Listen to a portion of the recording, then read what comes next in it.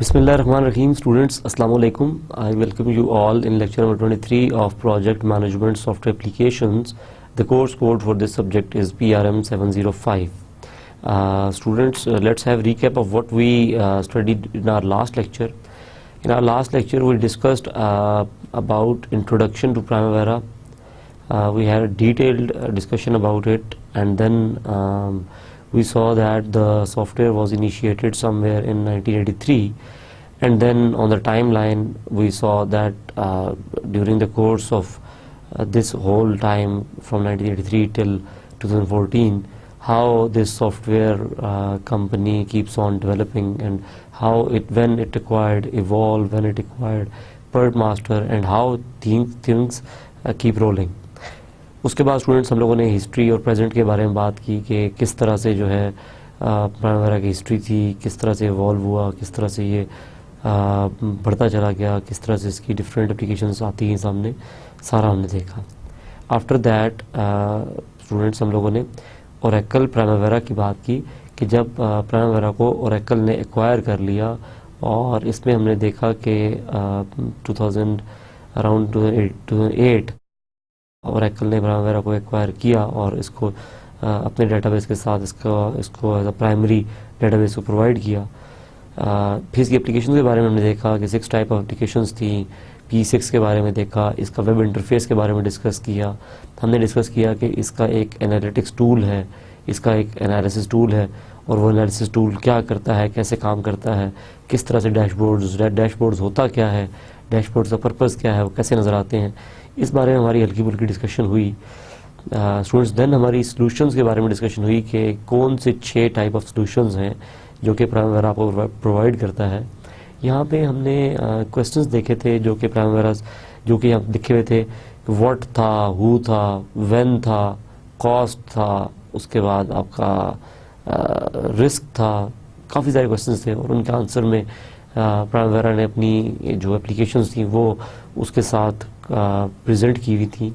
और वो अगर एप्लीकेशंस देखें तो उन एप्लीकेशंस में कॉस्ट मैनेजर था, कॉन्ट्रैक्ट मैनेजर था, स्केड्यूलर था, PertMaster था, आपका P6 था, डिफरेंट एप्लीकेशन थी, पोर्टफोलियो मैनेजमेंट एप्लीकेशन थी. सो आपको बताया गया कि कौन कौन सी एप्लीकेशंस प्राइमवेरा के पास हैं.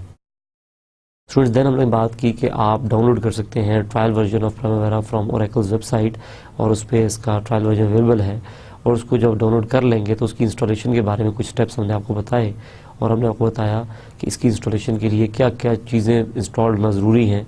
DHTML इनकोडर के बारे में बात हुई हमारी बात जो है वो विंडोज़ इंस्टॉलर 4.5 के बारे में हुई कि ये आपका इंस्टॉल्ड होना चाहिए. हमारी डिस्कशन जो है वो हुई रिगार्डिंग .NET फ्रेमवर्क 4.0 कि ये आपके पास इंस्टॉल्ड होना चाहिए before you start installing Primavera. और उसके बाद जो हमने डिस्कस किया था वो था जावा, कि आपके पास जावा रन टाइम इन्वायरमेंट इंस्टॉल्ड होना चाहिए ताकि जब आप इसको इंस्टॉल करें तो ये एरर मैसेज शो ना करे आपको. वंस जब आपने जावा इंस्टॉल कर लिया, उसके बाद हमने आपसे ये डिस्कस किया कि आपने विंडोज़ XP सर्विस पैक 3 आपने इंस्टॉल करना है, और अगर आप विंडोज़ XP पे काम नहीं कर रहे तो फिर आपने राइट क्लिक करके कंपैटिबिलिटी मोड में जाके और सेट कर देना है with compatible with Windows XP service pack 3. सो आपका इंस्टॉलेशन उसके बाद आप इनिशिएट कर सकते हैं, और इंस्टॉलेशन के दौरान वो आपसे यूज़र नेम पासवर्ड मांगेगा. आपने यूज़र नेम पासवर्ड वो देना है जो आपको याद रहे, जिस तरह से एडमिन 1 2 3. और आफ्टर दैट आपने इसको as a stand alone application select करना है, बिकॉज वी वांट कि आपका एक स्टैंड अलोन, एक सिंगल कंप्यूटर है, एक पर्सनल कंप्यूटर है, तो उस पर ये एप्लीकेशन स्टैंड अलोन ही इंस्टॉल हो, डेटाबेस भी उसी पे रिजाइड कर रहा हो, और आपकी एप्लीकेशन भी उसी पे ही रिजाइड कर रही हो. स्टूडेंट्स, आफ्टर दैट आप लोगों ने हमने आपको ये डिस्कस किया कि आपने सैम्पल प्रोजेक्ट्स डाटा इंस्टॉल नहीं करना. आपके प्रोजेक्ट का सैम्पल प्रोजेक्ट डाटा आपने इंस्टॉल नहीं करना, और आपने अपने जो आपके सैम्पल्स हैं वो, क्योंकि आपके उसको बहुत मेसी बना देंगे, बहुत ज़्यादा डाटा आ जाएगा, आपको समझ नहीं आएगा कि आपका EPS कौन सा है, बाकी EPS कौन से हैं. सो आई रिकमेंडेड कि आप इसको इस तरह से इंस्टॉल करें. And then showing welcome dialog box, आपने वेलकम डायलॉग बॉक्स जो है वो शो करवाना था कि जब प्राइमवेरा स्टार्ट हो तो उसके शुरू में वेलकम डायलॉग बॉक्स आए। वो डायलॉग बॉक्स क्या होता है, उस पर कौन कौन से ऑप्शन अवेलेबल हैं, किस ऑप्शन को क्लिक करने से क्या होगा, हमने इस बारे में डिस्कशन की थी। Students, let's see what we studied, what we have to study in today's lecture. आज के लेक्चर हमारा जो है वो क्या क्या किस चीज़ पे कंप्राइज कर रहा है, और इट कंप्राइजेज ऑफ ईपीएस। आपका ईपीएस के बारे में बात करेंगे। ईपीएस क्या है, ईपीएस कैसे बनाया जाता है, ईपीएस का यूज़ क्या है, ईपीएस का पर्पस क्या है, ईपीएस का बेनिफिट क्या है। स्टूडेंट्स, उसके बाद एक नया प्रोजेक्ट कैसे क्रिएट किया जाता है, नया प्रोजेक्ट क्रिएट करके उस प्रोजेक्ट को किस तरह से आपने क्या क्या डाटा सेट करना ज़रूरी है, क्या क्या मैंडेटरी फील्ड्स हैं, और देन उस प्रोजेक्ट को ओपन करना, किस तरह से ओपन करना है आपने, एंड देन टूल बार्स देखनी है आपने कि डिफरेंट टूल बार्स अगर आप ऑन करना चाहते हैं तो किस तरह से ऑन करेंगे आप। एंड देन हम लोग डिस्कस करेंगे रिगार्डिंग सेटिंग अप कॉलम्स। आपके जो कॉलम्स हैं डिफरेंट, उन कॉलम्स को कैसे सेट किया जाए, उनका पर्पस क्या होगा, उनका बेनिफिट क्या होगा। स्टूडेंट्स, उसके बाद हम लोग जो चीज़ डिस्कस करेंगे वो करेंगे बॉटम व्यू, कि बॉटम व्यू क्या होता है, बॉटम व्यू जो है वो किस तरह से आपको हेल्प आउट करता है, किस तरह से डिस्टिंग्विश करता है टॉप व्यू से। इन सब चीज़ों को हम लोग इंशाल्लाह डिस्कस करेंगे। Students, after that let's come to our first topic, and that is EPS. Students, EPS stands for Enterprise Project Structure. आपका जो EPS है वो Enterprise Project Structure के लिए स्टैंड करता है।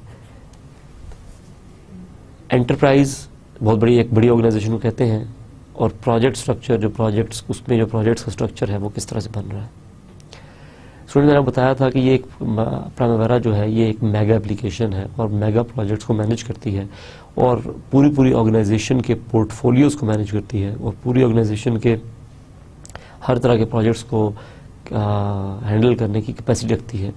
सो ये भी उसका एक फीचर है कि प्राइमवेरा जैसे ही आप एक ब्लैंक प्राइमवेरा स्टार्ट करेंगे तो first thing which you should have, which you must have, कि आपके सिस्टम में एटलीस्ट एक ईपीएस जरूर पड़ा हो, एक एंटरप्राइज प्रोजेक्ट स्ट्रक्चर जरूर पड़ा हुआ हो। एंटरप्राइज प्रोजेक्ट स्ट्रक्चर क्या होता है स्टूडेंट्स, कि आपके पास एक देखिए बहुत बड़ी कंपनी है आपकी, ठीक है। उस बहुत बड़ी कंपनी में आगे उसकी सब कंपनीज हैं या सब डिपार्टमेंट्स हैं या डिवीजन्स हैं, और हर एक डिपार्टमेंट या हर एक कंपनी जो है वो एक तरह के प्रोजेक्ट्स एग्जीक्यूट कर रही है। जिस तरह सपोज कीजिए कि मैं कहता हूँ कि लैंडमार्क रिसोर्सेज एक जो है कंपनी है। सपोज कीजिए एक कंपनी है लैंडमार्क रिसोर्सेज।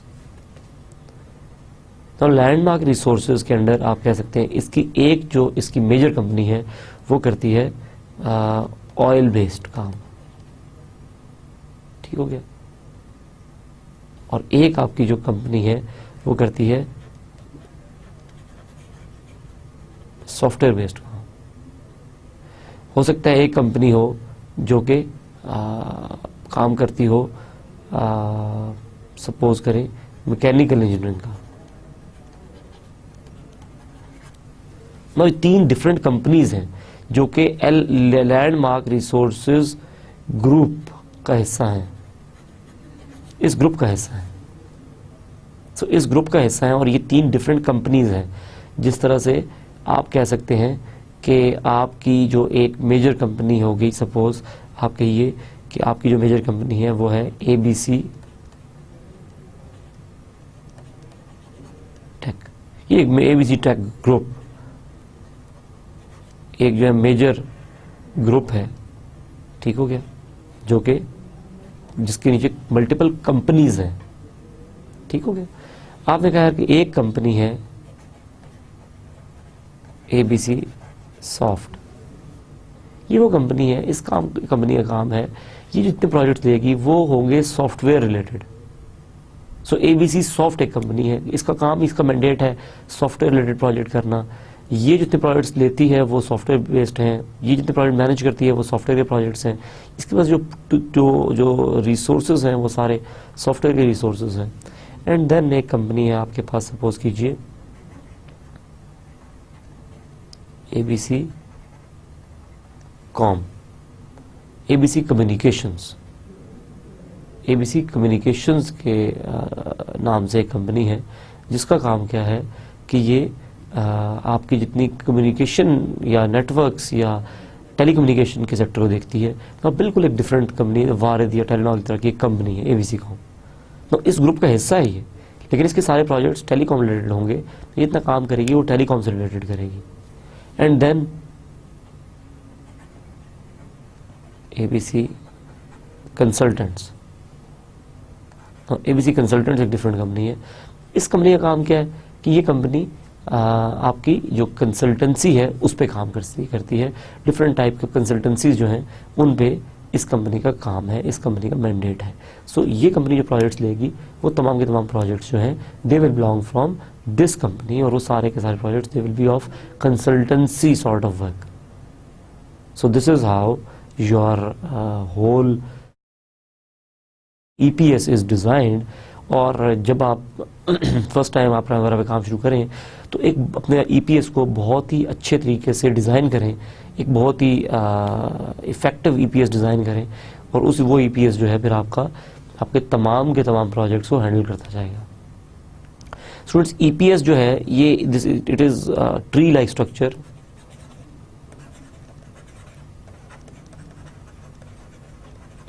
ये ट्री लाइक स्ट्रक्चर है EPS, और इसका जो काम है वो बेसिकली ये आप देखिएगा कि इसका कोई रूट होगा,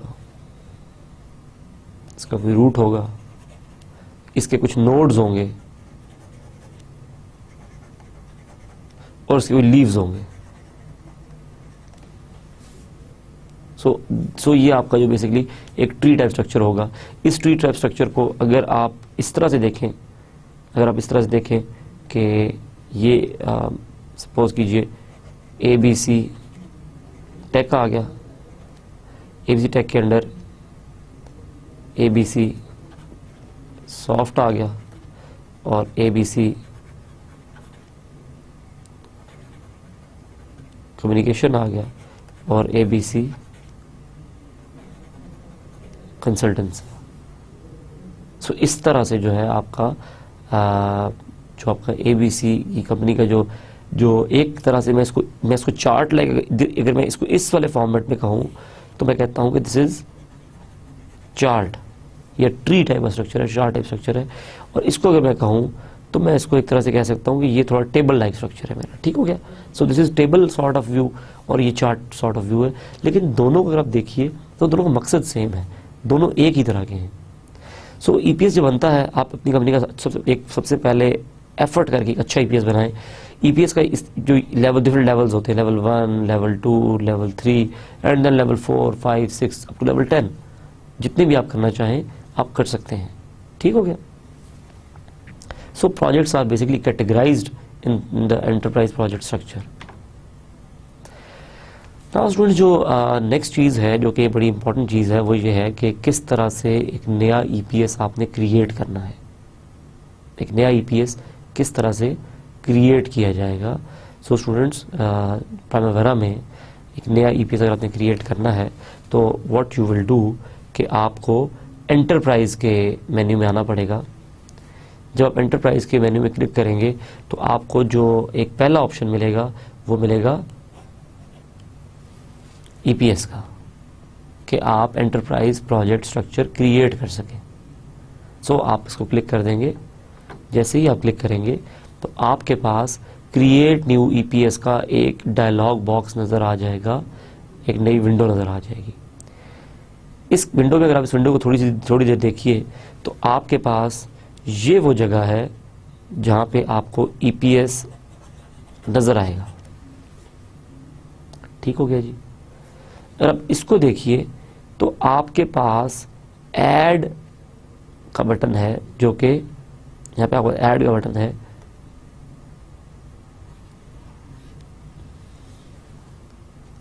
ऐड का बटन है।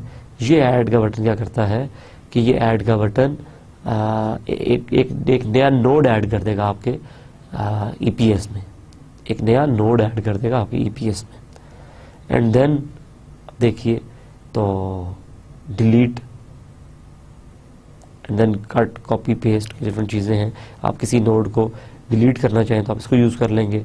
अगर आप कहीं से एक नोड से नीचे का सारा ट्री कट करना चाहें तो आप इसको यहाँ से इस ऑप्शन यूज़ करते हुए कट कर सकते हैं, एंड देन कॉपी कर सकते हैं, कॉपी करना चाहें और जहाँ पे जाके जिस नोड के नीचे पेस्ट करना चाहें पेस्ट कर सकते हैं।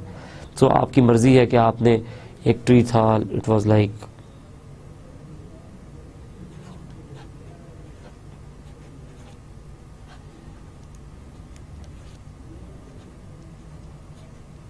अगर आप चाहें आप यहाँ से इसको कट करें सारे को, ठीक है जी, यहाँ से कट करें और ये पूरा ट्री उठा के इस जगह पे आके पेस्ट कर दें, आप कर सकते हैं, ये आपको अलाउ करता है। ठीक हो गया जी। सो स्टूडेंट्स, आप इसके बाद ज़रा देखिए कि आपके पास इस जगह पे एक 4 एरोज नज़र आ रहे हैं आपको। ये 4 एरो क्या करते हैं कि ये आपको इंडेंट आउटडेंट दो चीज़ आपको यहाँ शो करता है कि आप जिस तरह से हम लोगों ने माइक्रोसॉफ्ट प्रोजेक्ट में देखा था कि आप चीज़ों को जब इंडेंट करते थे तो वो उस चीज़ का हिस्सा बन जाती थी, इस तरह इसमें भी आप सेम जब किसी चीज़ को अगर किसी एक और चीज़ के अंडर इंडेंट कर दें तो वो ऊपर वाली चीज़ का पार्ट बन जाएगी। ठीक हो गया। तो जब हमने एक्टिविटीज़ को एक प्रोजेक्ट का पार्ट बनाना होता था तो माइक्रोसॉफ्ट प्रोजेक्ट में हम क्या करते थे कि सारी एक्टिविटी सेलेक्ट करते थे और एक लेवल इंडेंट कर देते थे।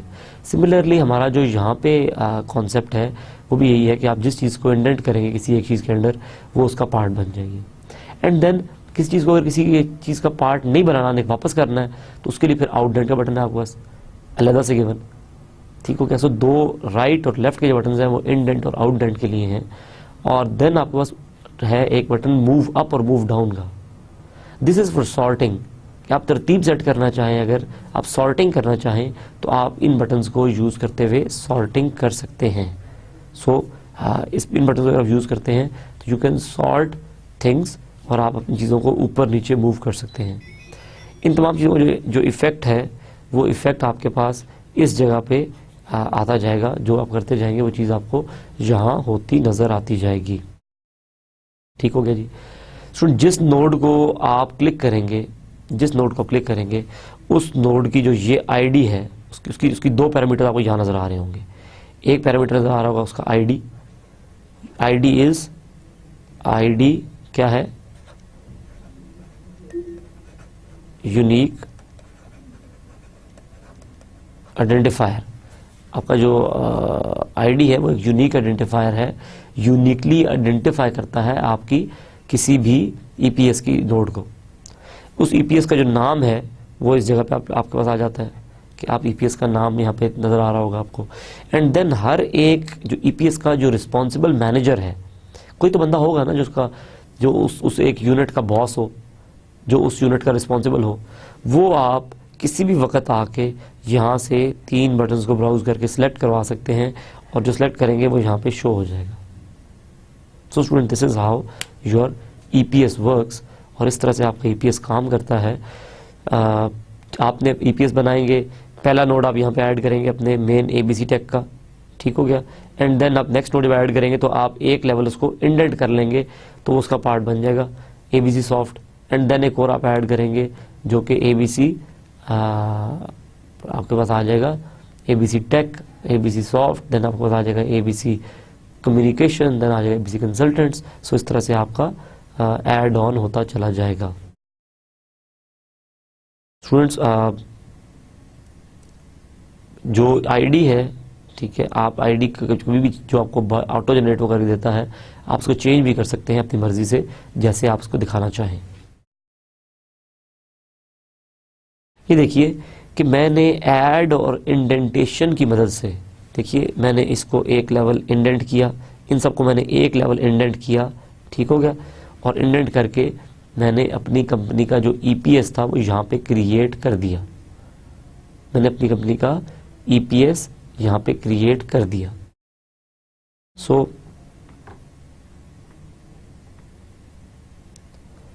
स्टूडेंट्स, हम लोग एक नया प्रोजेक्ट क्रिएट करने का तरीका देख लेते हैं। तो जैसे ही जो है हम एक प्रोजेक्ट क्रिएट करने का देखते हैं उसके बाद फिर हम लोग इन चीज़ों को जाके प्राइमवेरा में प्रैक्टिकली करके देख लेते हैं। ठीक है जी। जब ईपीएस के बगैर प्रोजेक्ट क्रिएट करना मुश्किल होता है। अब ईपीएस आपके पास बन गया, अब आपने क्या करना है कि जिस प्रोजेक्ट को आप प्लान करना चाह रहे हैं वो प्रोजेक्ट क्रिएट करें। ठीक हो गया। How you will create the project, आप आएंगे फाइल में, और फाइल में आके आपके पास ऑप्शन होगा किस चीज़ का, फाइल में बस एक न्यू प्रोजेक्ट का ऑप्शन होगा। तो जैसे ही आप न्यू क्लिक करेंगे तो स्टूडेंट्स आपके पास ये डायलॉग बॉक्स शो हो जाएगा आपके पास। ये देखिए जो नीचे वाला डायलॉग बॉक्स है, this will be the main dialog box जो कि एक प्रोजेक्ट क्रिएट करने के लिए प्राइमवेरा आपको सबसे पहले शो करेगा। ठीक हो गया जी। सो स्टूडेंट्स इस डायलॉग बॉक्स का जो पहली जो विंडो है ये एक विज़ार्ड सॉर्ट ऑफ चीज़ होगी, एक सीक्वेंस ऑफ डायलॉग बॉक्सेस होगा जो कि आप यूज़ करते हुए अपना प्रोजेक्ट क्रिएट कर सकते हैं। सो पहली चीज़ आपसे क्या कह रहा है, ये देखिए सबसे पहला ऑप्शन आपसे कह रहा है कि select EPS, enterprise project structure select करो। भाई प्रोजेक्ट प्राइमवेरा का कॉन्सेप्ट ये है कि कोई भी प्रोजेक्ट करना है तो वो किसी ना किसी ईपीएस के नोड से तो बिलोंग करेगा ना, किसी ना किसी ईपीएस से तो बिलोंग करेगा। सो आप कहते हैं यार कि ठीक है मुझे एक बताओ, मुझे एक ईपीएस क्रिएट करना है, वो ईपीएस मुझे क्रिएट करके दिखा दो। सो आप क्या करते हैं, आप कहते हैं ठीक है ईपीएस क्रिएट करके दिखा देता हूँ। सो आप कहते हैं कि मुझे आप ब्राउज करवाएं। अब जो ईपीएस जो हमने क्रिएट किया था, जैसे ही हम इसको क्लिक करेंगे ब्राउज के बटन को, तो आपको यहाँ पे जो ईपीएस आपने क्रिएट किया हुआ है वो ईपीएस आपको नज़र आ जाएगा। ठीक हो गया जी, ईपीएस आपको नज़र आ गया। सो आपने ईपीएस को सेलेक्ट करना है and then you have to click next, फिर आपने नेक्स्ट क्रिएट कर देना है। सो जैसे ही आप नेक्स्ट क्रिएट करते हैं तो जो दूसरी चीज़ आपसे माइक्रोसॉफ्ट प्रोजेक्ट पूछेगा, प्राइमवेरा पूछेगा, दैट विल बी प्रोजेक्ट का नाम। अब आपको क्या कह रहा है कि आप प्रोजेक्ट का नाम क्रिएट करें, enter project ID and project name. ठीक हो गया। अब प्रोजेक्ट आईडी आपसे कह रहा है कि आईडी एंटर करें। सो आप क्या करते हैं कि आप यहाँ पे कोई भी अल्फा न्यूमेरिक आईडी एंटर कर सकते हैं। इस जगह पे आप कोई भी अल्फा न्यूमेरिक आईडी ऐड कर सकते हैं, but I will recommend you कि आप इसको न्यूमेरिक रखें और एक अपने सीक्वेंस में ऐड करते हैं। जिस तरह पहला प्रोजेक्ट है तो उसको 0-1 कर देते हैं, 0-2, 0-3, 0 चलता रहेगा। जस्ट सिंपल ऑटो इंक्रीमेंट तरीके से ये आपके आईडीज जनरेट होते जाएंगे। एंड देन प्रोजेक्ट का नाम आपने यहाँ एंटर कर देना है। सो आपने कहा यार कि मेरे प्रोजेक्ट का नाम है it is sample IT project. आपने अपने प्रोजेक्ट का नाम यहाँ पे एंटर कर दिया। सो जैसे ही आपने प्रोजेक्ट का नाम एंटर किया, उसके बाद द नेक्स्ट स्टेप इज कि आप नेक्स्ट प्रेस करें। ठीक हो गया। जैसा जब नेक्स्ट प्रेस करेंगे तो आप बेसिकली इस डायलॉग बॉक्स से इस डायलॉग बॉक्स पे आ जाएंगे। ठीक हो गया।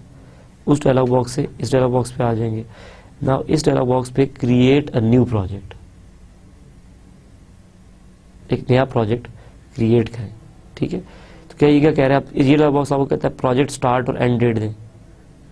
तो आप यहाँ पे स्टार्ट और एंड डेट दे सकते हैं। आपकी मर्जी है कि आप या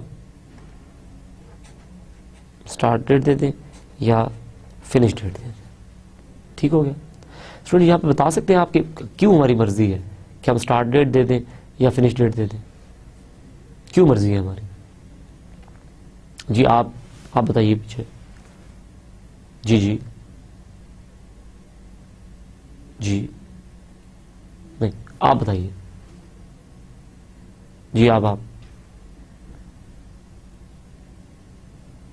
जी बिल्कुल, आपकी बात बिल्कुल ठीक है। हम लोगों ने माइक्रोसॉफ्ट प्रोजेक्ट में ये चीज़ पढ़ी थी कि प्रोजेक्ट को प्लान करने के 2 टेक्निक्स हैं। एक ये है कि आप स्टार्ट डेट बताएं और फिनिश डेट कैलकुलेट हो by looking at your sequence of activities. Finish date खुद कैलकुलेट हो and then must finish by. अगर आप फिनिश डेट देते हैं तो वो सिनेरियो ये था कि फिर आप स्टार्ट डेट कैलकुलेट करेंगे, तो आप रिवर्स चलेंगे। और हमने कहा था कि there is one technique is forward pass and second is backward pass. एक को फॉरवर्ड पास कहते हैं, एक को बैकवर्ड पास कहते हैं। सो आपने अपनी प्लानिंग को मद्देनज़र रखते हुए सोचना है आपने कि आपको कौन सा पास आपको चाहिए, और उसके हिसाब से आप प्रोजेक्ट स्टार्ट डेट या फिनिश डेट सेलेक्ट करेंगे। मैं आपको रिकमेंड ये करूँगा कि बाय डिफ़ॉल्ट आप स्टार्ट डेट ही सिलेक्ट किया करें और इससे प्लान करें, because this is very easy way of planning and reliable way of planning. Students, इस जगह पे मेरी फॉर टाइम भी आपकी रिक्वेस्ट ये होगी कि आप फिनिश कर दें। इस स्टेज पे आप इसको फिनिश कर दीजिए, आप इससे आगे मत जाइए, सो दैट कि आपको इससे आगे पैरामीटर्स चाहिए नहीं है। अभी आपको इतने ही पैरामीटर्स चाहिए जो प्रोजेक्ट क्रिएट करने के लिए ज़रूरी है। नाउ स्टूडेंट, क्या होता है कि क्योंकि आपका प्राइमवेरा है और इसका काम करने का अंदाज तो मुख्तलिफ है, तो जब आपने नया प्राइमवेरा का एक प्रोजेक्ट क्रिएट कर लिया, then you have to open that project as well. Create करने के बाद you have to open project, ठीक हो गया। सो सबसे पहला स्टेप आएगा क्रिएट एंड देन ओपन, ठीक हो गया। क्रिएट करें और फिर उसके बाद ओपन करें, ओके। सो जब आप ओपन करेंगे तो आपके पास आपसे पूछेगा, प्रोजेक्ट्स दिखाएगा आपको, हर ईपीएस के अंडर जो प्रोजेक्ट्स होंगे वो दिखाएगा। आप जिस प्रोजेक्ट पर डबल क्लिक करेंगे वो प्रोजेक्ट ओपन हो जाएगा, ठीक हो गया जी। ये देखिए, जैसे ही आप ओपन प्रोजेक्ट करते हैं तो आपके पास ये डायलॉग बॉक्स आ जाता है। इस डायलॉग बॉक्स अगर आप देखिए तो आपको देखिए इस जगह पे दिखा रहा है, ये क्या दिखा रहा है, आपका जो ईपीएस है वो यहाँ दिखा रहा है। एंटरप्राइज प्रोजेक्ट स्ट्रक्चर आपको यहाँ दिखा रहा है। इस प्रोजेक्ट स्ट्रक्चर में देखिए, मेरा जो मैंने प्रोजेक्ट क्रिएट किया था वो बेसिकली एबीसी सॉफ्ट के अंडर क्रिएट किया था। सो वो मुझे कहाँ नजर आ रहा है, इस जगह पे। इसको मैं क्लिक करूं और क्लिक करने के बाद मेरे पास ऑप्शन है ओपन का। मैं ओपन को क्लिक करूं, जैसे ही मैं ओपन को क्लिक करूंगा तो ये प्रोजेक्ट ओपन हो जाएगा, ठीक हो गया जी। सो नीचे देखिए मेरे पास एक्सेस मोड्स क्या आ रहे हैं। एक है एक्सक्लूसिव। एक्सक्लूसिव मतलब ये है कि जब मैं ओपन कर लूंगा तो इसको कोई और चेंज नहीं कर सकेगा, ठीक हो गया। सो पहला मोड आपका आ गया एक्सक्लूसिव। एंड देन शेयर्ड, कि मैं इसको देन शेयर्ड। और शेयर्ड मतलब क्या है कि मैं जो हमारा जो प्रोजेक्ट है उसको जब मैंने ओपन किया हुआ है कोई और भी उसको ओपन कर सकता है और हम दोनों साइमल्टेनियसली चेंजेस कर सकते हैं। एंड देन रीड ओनली, कि यार मैं चेंजेस नहीं करना चाहता, मैं जस्ट मैंने देखना है, व्यू करना है, तो मेरे पास मोड कौन सा होगा, रीड ओनली। सो ये गुड ऑप्शन कि आप किस तरह से इसको सेलेक्ट करना चाहते हैं। स्टूडेंट्स, यहाँ तक जो हमने चीज़ें की हैं उन चीज़ों को हम प्रैक्टिकली करके देख लेते हैं एंड देन हम लोग जो है आगे चलेंगे, ठीक हो गया। So coming to Primavera, first time हम लोग प्राइमवेरा की इन्वायरमेंट को देख रहे हैं। सो स्टूडेंट्स, पहली चीज़ जो है सबसे पहले जो हमने लास्ट लेक्चर में पढ़ी थी और प्रैक्टिकली करके नहीं देखी थी, उस चीज़ को सबसे पहले करके देख लेते हैं। और वो क्या था, दैट वाज कि आप एडिट में जाइए और यूज़र प्रेफरेंसेस को क्लिक करें, ठीक हो गया। यूज़र प्रेफरेंसेस में वेलकम डायलॉग बॉक्स के लिए हमने आपको बताया था कि आपने एप्लीकेशन के टैब में जाना है। Getting my point? एप्लीकेशंस के जैसे ही आप टैब में गए तो आपके पास यहाँ पे ऑप्शन है show welcome dialog box at startup. Startup में वेलकम डायलॉग बॉक्स जो है वो आप शो कर दें, ठीक हो गया। सो आपने क्या किया कि आपने इसको चेक किया और आपने कहा कि हाँ मुझे जो है ये वेलकम डायलॉग बॉक्स शो कर दो। ओके, मैं इसको करके क्लोज कर देता हूँ और मैं ये करता हूँ थोड़ी देर के लिए कि मैं प्राइमवेरा को एग्जिट कर देता हूँ, सो दैट कि मुझे पता चले कि मैंने जो वेलकम डायलॉग बॉक्स किया था वो शो हो रहा है कि नहीं हो रहा। सो व्हाट आई डू, अब हम स्टार्ट में जाके और प्राइमवेरा को ओपन करके देखते हैं कि प्राइमवेरा में क्या वेलकम डायलॉग बॉक्स शो होता है। जैसे ही मैंने इसको क्लिक किया सबसे पहले मुझसे ये पासवर्ड मांगेगा। सो मैंने इसको पासवर्ड दे दिया और एंटर किया। ओके जी, सॉरी मेरे ख्याल से मैंने इसको पासवर्ड ठीक नहीं दिया। ओके, सो मेरे पास अब जो सबसे पहली चीज़ आई वो क्या है, that is welcome dialog box. So मेरे पास इस वक्त जो है डायलॉग बॉक्स आ गया। आप देखिए कि मेरे पास open existing, open last, open global सारे ऑप्शंस आ रही हैं। सो मैं क्या कर रहा हूँ कि मैं कह रहा हूँ यार कि ओपन ग्लोबल डाटा, ठीक हो गया, क्योंकि मेरा कोई प्रोजेक्ट नहीं है अभी, कुछ नहीं है। सो मैंने ग्लोबल डाटा के लिए इसको ओपन करवा दिया। तो स्टूडेंट्स आपके सामने प्राइमरी ओपन हो गया है मेरे पास। अब स्टूडेंट्स जो अब हम करते हैं जो हमारा आज का टॉपिक था, और वो था कि how do we create EPS, enterprise project structure कैसे क्रिएट होगा।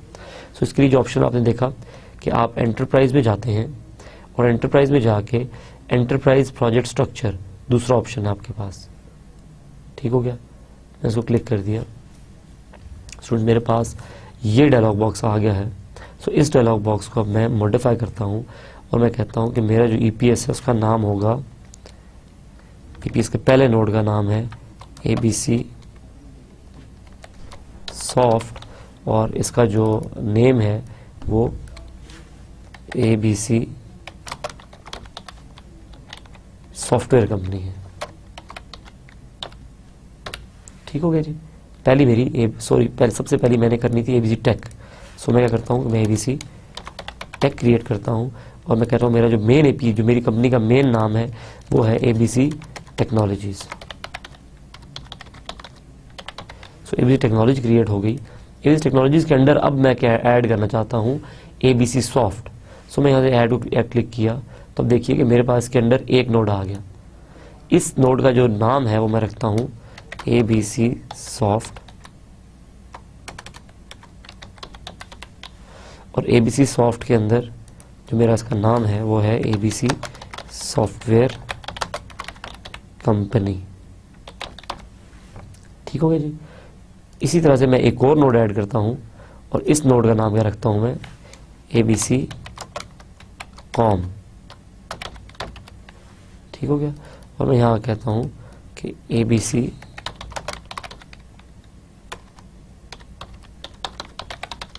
कम्युनिकेशंस। तो यहाँ पे एबीसी कम्युनिकेशंस जो है वो मेरा बेसिकली दो मैंने इसको कंपनी क्रिएट कर दी, तीसरी भी हम ऐड कर लेते हैं, एबीसी कंसल्टेंट्स जो हमने कहा था। तो हमारे पास आ गई एबीसी कंसल्टेंट्स, ठीक हो गया। सो एबीसी कंसल्टेंट्स जब क्रिएट हुआ तो इसके अंदर एबीसी कंसल्टेंट्स आ गया, ठीक है जी। नाउ ये देखिए कि मेरे पास मेरा ईपीएस क्रिएट हो चुका है, और जैसे ईपीएस क्रिएट हुआ देखिए मैं किसी चीज़ को इंडेंट कर सकता हूँ। देखिए जैसे इंडेंट करता हूँ उसके अंदर चला जाता है, जैसे आउटडेंट करता हूँ उसके वापस आ जाता है, ठीक हो गया। सो मैंने इस तरह से अपना ईपीएस क्रिएट किया और डायलॉग बॉक्स को मैं क्लोज कर रहा हूँ। सो स्टूडेंट्स मेरे पास अब मेरा ईपीएस जो है वो क्रिएट हो चुका है। Now I have got my EPS. तो ये ईपीएस क्रिएट करने के बाद ये जो कंपनी स्ट्रक्चर था, ये जो कंपनीज हायरार्किकल स्ट्रक्चर था, इसको क्रिएट करने के बाद जो नेक्स्ट चीज़ है वो है कि हम लोग क्रिएट करें अपना प्रोजेक्ट।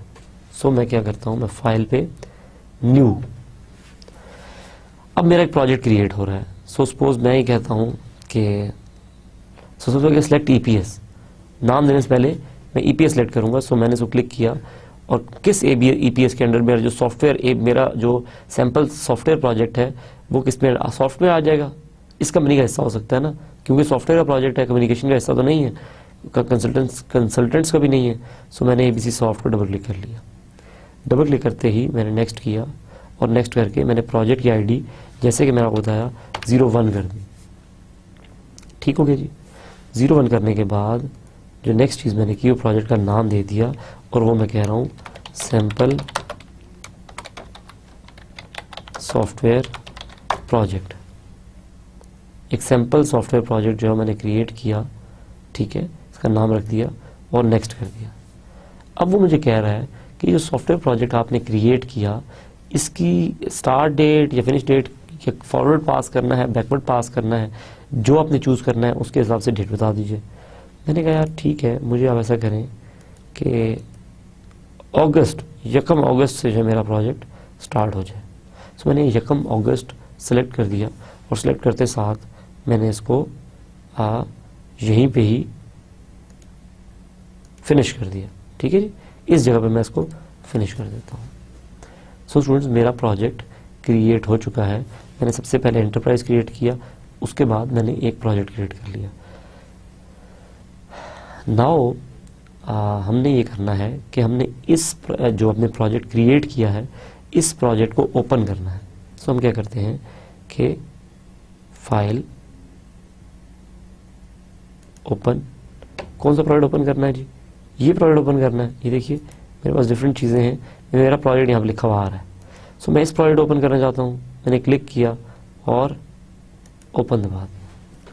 ये देखिए मेरे पास एक ब्लैंक प्रोजेक्ट ओपन हो गया।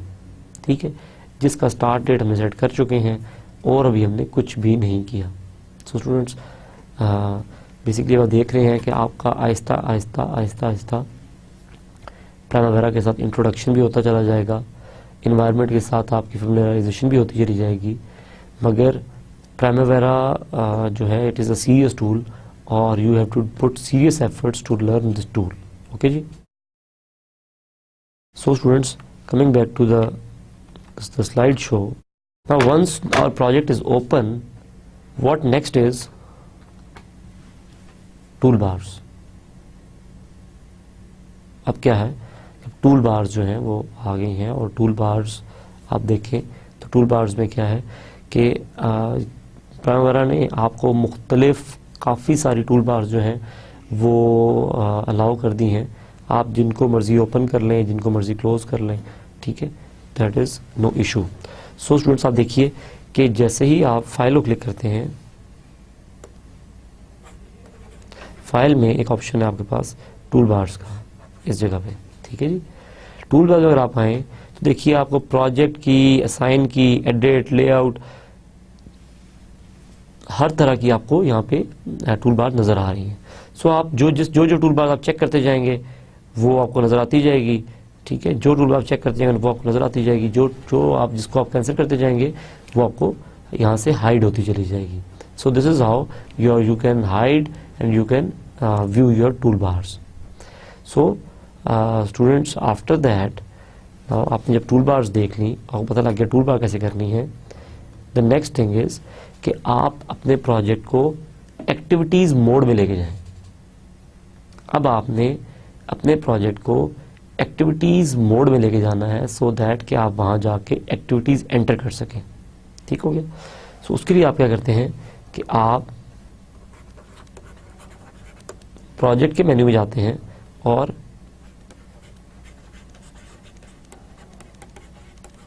एक्टिविटीज़ को क्लिक कर देते हैं। ठीक हो गया जी। जैसे ही आप एक्टिविटीज़ को क्लिक करते हैं स्टूडेंट्स, तो आप इस डायलॉग बॉक्स के सामने आ जाते हैं। ये विंडो आपको ओपन हो जाती है। इस विंडो को अगर आप देखिए तो इस पे आपको लिखा हुआ नज़र भी आ रहा होता है कि यार ये एक्टिविटीज़ के आप मोड में आ चुके हैं और आपके पास एक विंडो सेपरेट ओपन हो चुकी है। इसमें अगर आप देखिए तो मुख्तलिफ व्यूज़ आपको नज़र आ रहे हैं। इधर आपका जो है बेसिकली जिस तरह से माइक्रोसॉफ्ट प्रोजेक्ट में टास्क एरिया था, एंट्री एरिया, वो आपका ये है। ठीक हो गया। ये आपका गैंट चार्ट एरिया है जहाँ पे आपको गैंट चार्ट नज़र आएगा। ठीक हो गया जी। देन कुछ ऑप्शंस आपको यहाँ पे नज़र आ रही हैं, इनको भी हम देख लेते हैं ये क्या है। So this is how you move to activities mode. Students, once you are in activities mode, now what you have to do is you have to enter the activities. आपने एक्टिविटीज़ एंटर करनी है। Microsoft project में आपको याद होगा कि ये चीज़ बहुत सिंपल थी। जस्ट लाइक माइक्रोसॉफ्ट एक्सेल, आप सेल्स में वैल्यूज़ टाइप करके एंटर करते जाते थे और आपकी एक्टिविटीज़ क्रिएट होती चली जाती थी।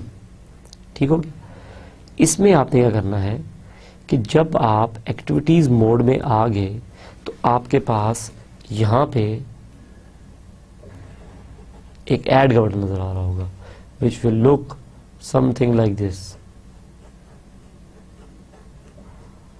इस तरह का बटन नज़र आ रहा होगा आपको ग्रीन कलर का। इसको जब आप क्लिक करेंगे तो ये आपको जब माउस लेके जाएंगे तो आपको शो कर देगा ऐड एक्टिविटी, एंड देन आप इसको क्लिक करेंगे तो आपकी ऐड एक्टिविटीज़ जो है वो ओपन हो जाएगा। वो कैसे है students, add activity name and press finish.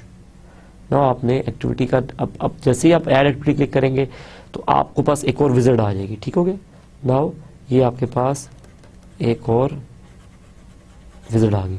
Students visit, you know visit क्या होता है, व्हाट इज अ विजिट, बार बार मैं कहता हूँ विजिट आ जाएगी।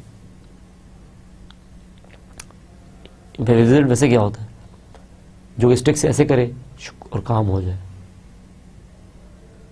जादू की छड़ी जिसके पास होती है, आप कहते हैं ये विजिट आ गई, ठीक है। सो यहाँ पे जो कॉन्सेप्ट है विंडोज़ का वो ये है कि वो इस तरह के सीक्वेंस ऑफ डायलॉग बॉक्सेस जो कि आपको खुद गाइड करे, next next next next okay, और आपका काम हो जाए, उसे आप कहते हैं विजिट है, ठीक हो गया। सो यहाँ पे जो विजिट है उस विजिट का वो विजिट आपको क्या कह रही है कि वो एक्टिविटी ऐड करवाएगी आपसे, ठीक है, आपको नई एक्टिविटी ऐड करने के लिए हेल्प आउट करेगी। न्यू एक्टिविटी ऐड करने के लिए आपको ये विजिट हेल्प करेगी। और इसको अगर आप देखिए तो जैसे ही आप खोलते हैं तो सबसे पहली चीज़ है एक्टिविटी आईडी, ठीक हो गया। इसको आप डिफॉल्ट रहने दें, जो आ रही है वही रहने दें, ठीक हो गया। यहाँ पे आप इसका एक्टिविटी का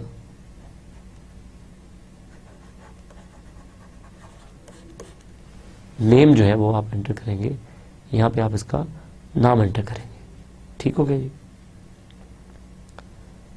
इसका नाम एंटर होगा। अब देखिए स्टूडेंट्स कि आपके पास जैसे ही आप ये करते हैं देन नेम और इसका इस एंटर करके you have to press finish. अगर आप नेक्स्ट करेंगे तो आपसे और ऑप्शन पूछता चला जाएगा, लेकिन फॉर टाइम बीइंग जो मैं आपको बता रहा हूँ कि आपने यहाँ पे इसको फिनिश कर देना है, ठीक हो गया। आई होप आप सबके पास प्राइमवेरा का ट्रायल वर्जन इंस्टॉल्ड होगा, एंड आई विश कि जो काम मैं आपको करके दिखा रहा हूँ आप साथ साथ करके देखते जाएं, ठीक हो गया। सो आप एक्टिविटी का नाम लिखा आपने और आपने फिनिश दबा दिया, ठीक है जी। सिमिलरली आपकी तमाम की तमाम जो एक्टिविटीज़ हैं वो तमाम एक्टिविटीज़ यहाँ पे एंटर हो जाएंगी। आप एक एक एक्टिविटी करके एंटर करते जाएंगे करते जाएंगे करते जाएंगे, एंड आपके पास ये लिस्ट बनती चली जाएगी, ये लिस्ट डेवलप होती चली जाएगी। So students this is how you enter your activities. थोड़ी देर में हम लोग जब प्राइमवेरा की तरफ वी विल गेट बैक तो हम लोग टूल बार्स भी देखेंगे और हम लोग एक्टिविटीज़ को एंटर करके भी देखेंगे। We will create our sample activities 5 to 10 activities so that we are useful, we are use to of it. Students यहाँ पे मैं आपको एक बात बताऊँ बड़ी इंटरेस्टिंग। प्राइमवेरा क्या करता है, आप देखिए अगर लास्ट स्क्रीन पे तो आपको इसने जो आईडी जनरेट करके दी वो जनरेट करके दी A1000। जब आप नेक्स्ट एक्टिविटी जनरेट करेंगे तो ये बाय डिफॉल्ट आपके लिए आईडी जनरेट करेगा, देन वो आपको आईडी जनरेट करेगा, and then 1030 1040 and so on. So अगर आप देखिए तो there is a gap of 10, आपके पास देयर इज गैप ऑफ 10 का गैप है, ठीक हो गया। A1000 देन 1010 1020, इनमें 10 का गैप है। और ये 10 का गैप क्यों है, ये इसलिए है कि अगर आपको कभी इन दो एक्टिविटीज़ के दरमियान सपोज कीजिए 1000 और 1010 के बीच में अगर आपको एक्टिविटी इंसर्ट करनी पड़ती है तो आप उसको जो आईडी देंगे वो इन दोनों के बीच का आईडी देंगे। सो आपके पास क्या स्लॉट बचता है कि आप इसे 1001 दे दें, 1002 दे दें, 1003 दे दें, 4 दे दें, 5 दे दें, और अप टिल 9 आप इसको दे सकते हैं। सो इसने आपको इतनी प्रोविजन दे दी कि आप अपनी मर्जी से कैसे उसको सीक्वेंस कर सकेंगे, मैं दोहराता चला जाऊँ, इस चीज़ को आपने याद रखना है कि एक्टिविटीज़ की जो आईडीज़ जनरेट हो रही हैं उनके बीच में 10 का गैप है, और वो 10 का गैप इसलिए है कि अगर सीक्वेंशली आपने कभी किसी दो एक्टिविटीज़ के बीच में एक्टिविटी इंसर्ट करनी है तो आप उसका आईडी पिछली एक्टिविटी से बड़ा और इस एक्टिविटी से छोटा रख दीजिए। So students, this is how you add activity. So students, activities को ऐड करना हमने देख लिया। अभी हम लोग जब इन्वायरमेंट में जाएंगे तो वहाँ पे जाके हम लोग एक्टिविटीज़ को इंसर्ट करके भी देख लेंगे। मैंने कल भी आपको बताया था कि हम लोग करेंगे ये कि हम लोग वही सारी चीज़ें जो हमने माइक्रोसॉफ्ट प्रोजेक्ट में करके देखी वो इसमें करके देखने की कोशिश करेंगे, ताकि हमें पता चले कि वो तमाम काम इसमें कैसे होते हैं। ठीक हो गया। सो वहाँ पे हमने एडिंग कॉलम किया था, और हमने क्या किया था कि राइट क्लिक किया और इंसर्ट कॉलम में टाइप किया तो उसने कॉलम ऐड करवा दिया। प्राइमवेरा इससे थोड़ा डिफरेंट है, वो इन चीज़ों को इस तरह से नहीं देखता। You can hide column which you don't want to need at this time. ठीक है, आप मर्जी से कॉलम शो और हाइड करवा सकते हैं, और वो करवाने का तरीकाकार क्या है कि आप लोग व्यू के मेन्यू में जाएंगे, और व्यू के मेन्यू में आपके पास एक कॉलम्स का ऑप्शन है। व्यू के मेन्यू में कॉलम्स का ऑप्शन है आपके पास। कॉलम्स के ऑप्शन में क्या होगा कि स्टूडेंट्स आपके पास ये देखिए, ये डायलॉग बॉक्स ओपन हो जाएगा आपके पास। ठीक है, you will come across this dialog box. ज़रा थोड़ी देर के लिए इस डायलॉग बॉक्स को देखिए अगर, तो ये डायलॉग बॉक्स क्या आपको शो कर रहा है स्टूडेंट्स। इस तरफ कुछ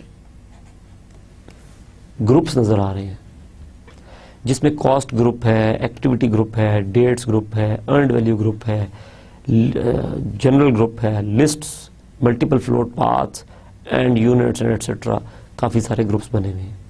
ये ग्रुप हमें कैसे शो हुआ, हमने आपको शुरू में बताया था कि अगर इस तरह का प्लस साइन आता है नज़र, इसको जब आप क्लिक करते हैं इसका मतलब है इसमें चीज़ें छुपी हुई हैं जो कि एक्सपैंडेबल है, ये कोलैप्स्ड है। तो हम जैसे इसको ऐसे करते हैं माइनस पे क्लिक, जैसे ही आप माइनस पे क्लिक करते हैं तो आपका ये जो ग्रुप है, जिस ग्रुप के प्लस पे क्लिक करेंगे वो ग्रुप एक्सपैंड हो जाएगा और प्लस माइनस में कन्वर्ट हो जाएगा। ठीक हो गया। सो यहाँ इन सब में अगर आप देखिए तो बहुत सारे कॉलम नज़र आ रहे हैं आपको, बहुत सारे ग्रुप्स नज़र आ रहे हैं। हर ग्रुप के अंदर बहुत सारे कॉलम्स हैं। ठीक हो गया। जिस कॉलम को आप सिलेक्ट करेंगे, ठीक है, सेलेक्ट कॉलम, यहाँ पे आप क्या करेंगे,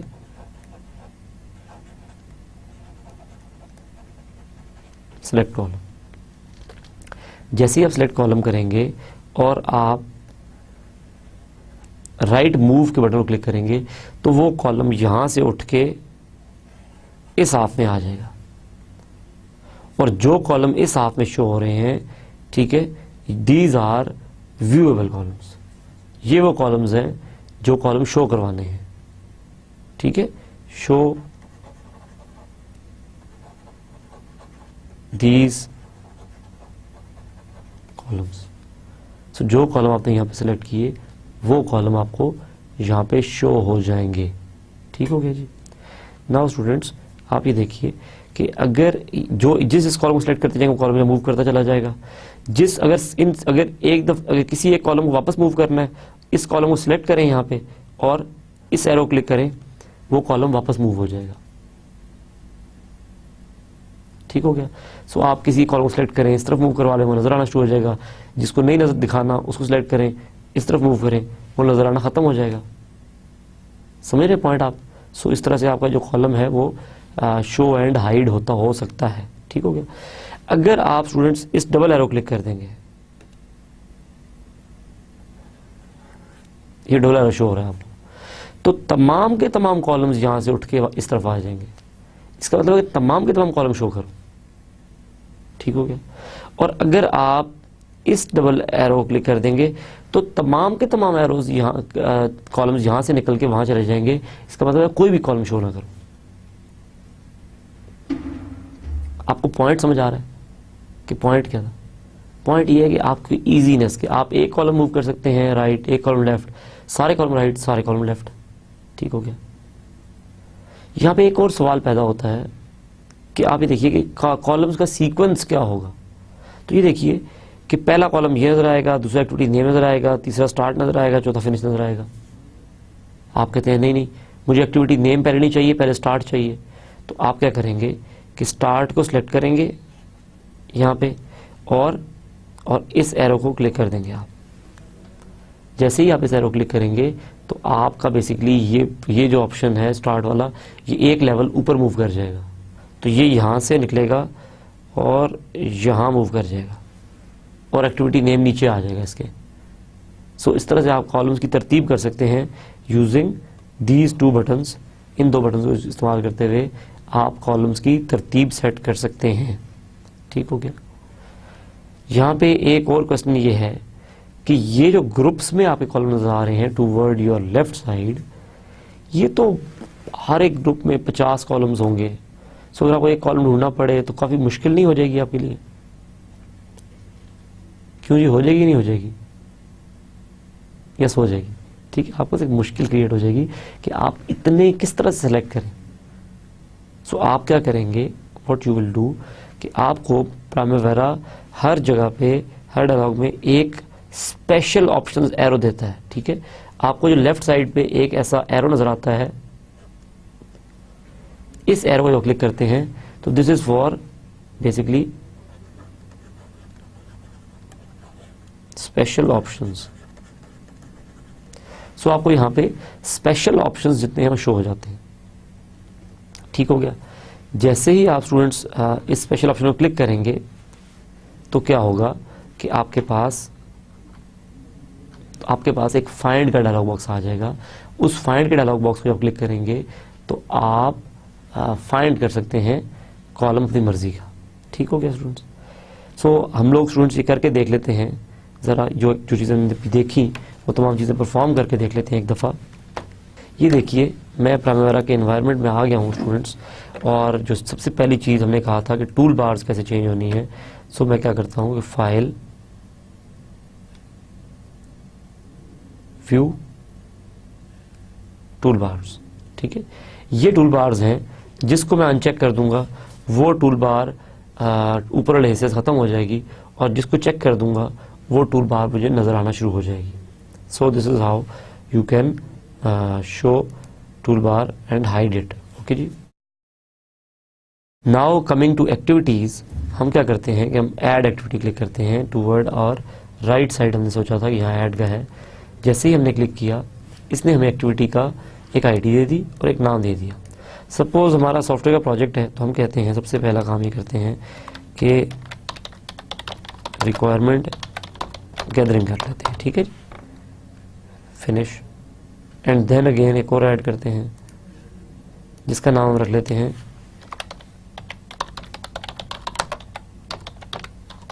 रिक्वायरमेंट एनालिसिस।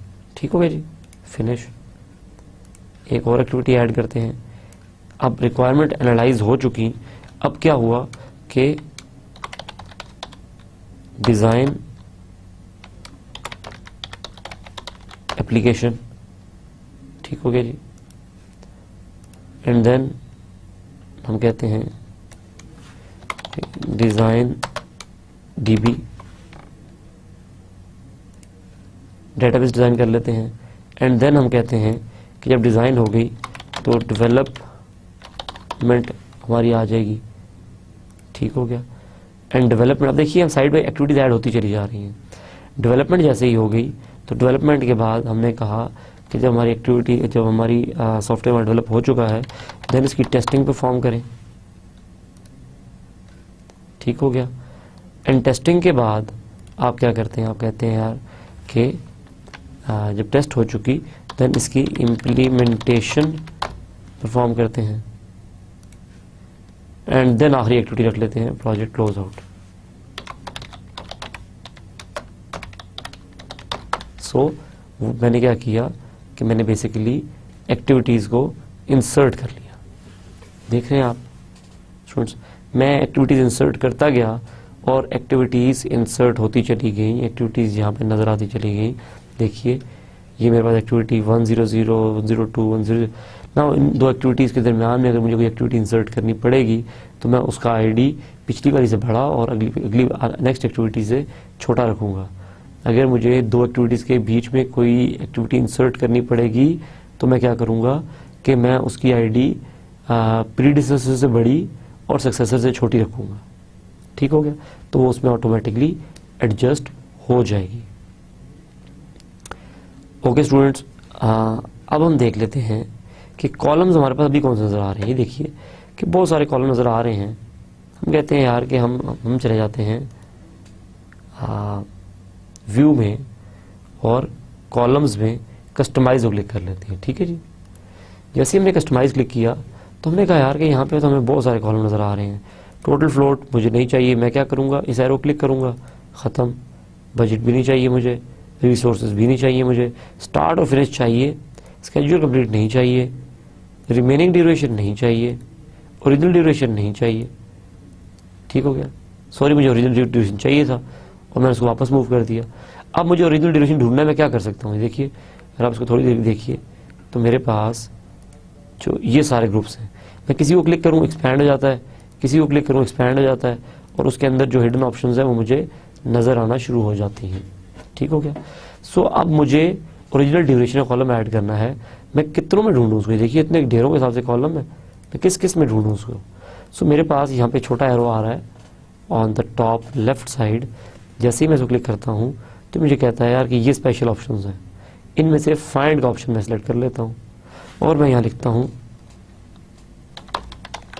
ड्यूरेशन, कि मेरे ड्यूरेशन के नाम जिन कॉलम में आते हैं वो दिखाओ।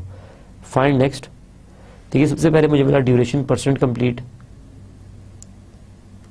देन मुझे मिला ड्यूरेशन ओरिजिनल, ये देखिए ये मुझे मिल गया actual duration, duration at completion, BL duration, BL1 duration, original duration.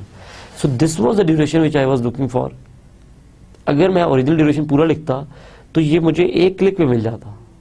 ठीक है जी, सो लेकिन मैंने आपको साथ ये भी बताया कि अगर आपको कुछ पार्ट ऑफ उस चीज़ का याद हो तो आप वो लिख के भी आप इसको फाइंड आउट कर सकते हैं। ठीक है, क्लोज, इसको कैंसिल कर दीजिए। ये जो कॉलम यहाँ आया हुआ है इसको यहाँ से क्लिक करेंगे आप, इस तरफ मूव कर जाएगा। ठीक है, अब मैं चाहता हूँ कि ओरिजिनल ड्यूरेशन फिनिश के बाद है या फिनिश से पहले है, स्टार्ट से पहले है। सो मैं इसको एक लेवल मूव अप करता हूँ using the arrows, sorting arrows जो मैंने बताया आपको, और देखिए कि मेरा ऑप्शन अब स्टार्ट से पहले चला गया है। सो सबसे पहले मुझे आईडी नज़र आएगी, एक्टिविटी नाम नज़र आएगा, देन उसका ओरिजिनल ड्यूरेशन नज़र आएगा, then start date, then finish date. ये करने के बाद स्टूडेंट्स मैं ओके प्रेस कर देता हूँ। अब आप देखिए अब जो मेरे पास कॉलम्स आ रहे हैं बड़े डिफरेंट कॉलम्स हैं और बड़े यूजफुल से कॉलम्स हैं जो मेरे हिसाब से हैं, मैंने कस्टमाइज़ कर लिया है अपने हिसाब से।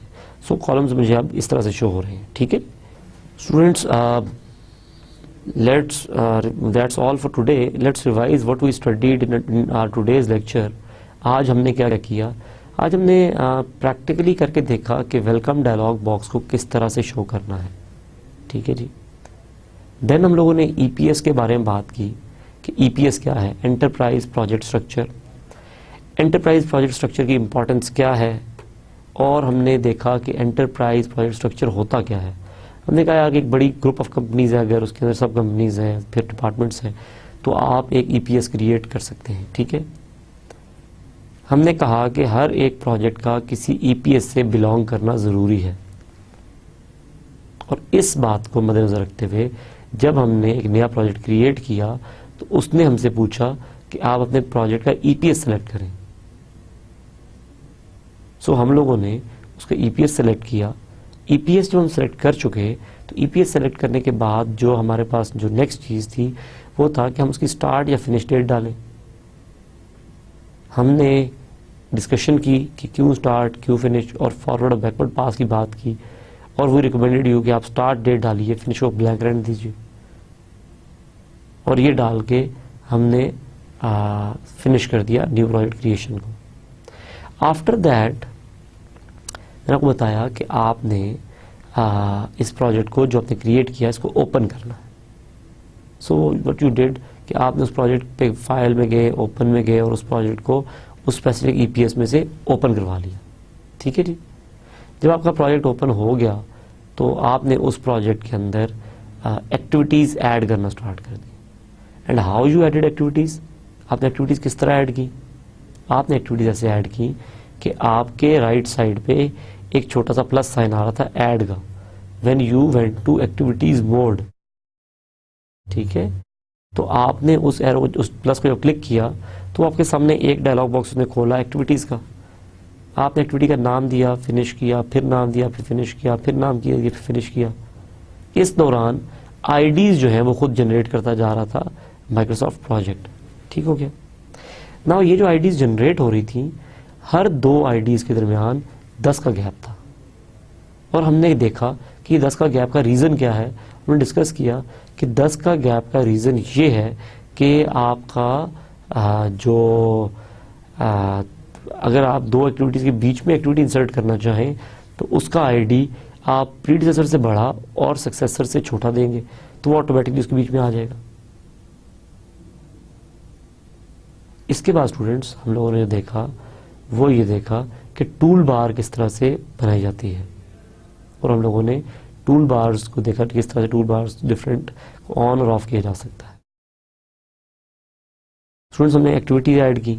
एक्टिविटीज ऐड करने के बाद हम लोगों ने कॉलम से बात की कि कॉलम किस तरीके से हाइड किया जाएगा, किस तरीके से शो किया जाएगा, कॉलम किस तरह से बिहेव करता है।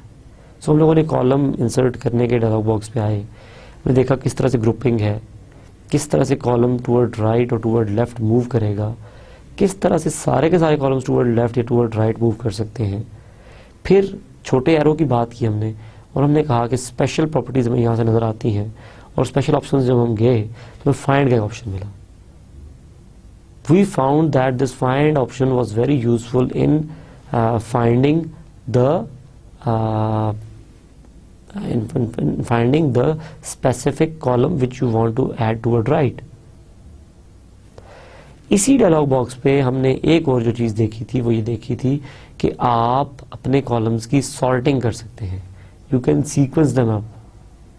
So this was another good point, and then once done we applied it, और हमने ये चीज़ करके भी देखी और हम पढ़ी भी। I think I am done with today's lecture.